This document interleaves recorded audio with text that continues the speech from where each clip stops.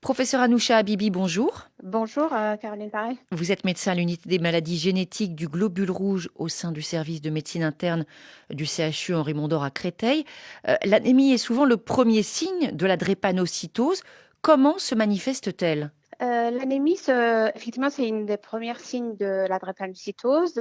Elle se présente par une fatigue importante, des yeux jaunes plutôt parce que c'est une maladie où les globules rouges se détruisent beaucoup et donc ça fait fabriquer de l'ictère. Donc les drépanocytaires ont souvent des yeux jaunes et des urines un peu plus foncées. Qu'est-ce que l'on donne aux patients qui présentent ces signes pour justement essayer de limiter cette atteinte du sang et cette anémie?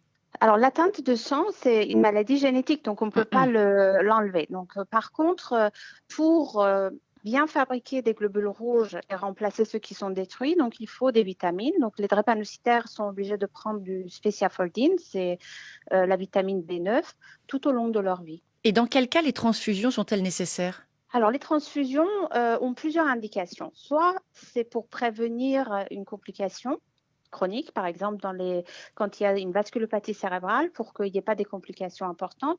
Soit c'est parce que le taux d'hémoglobine a chuté de façon importante, donc il y a une anémie majeure.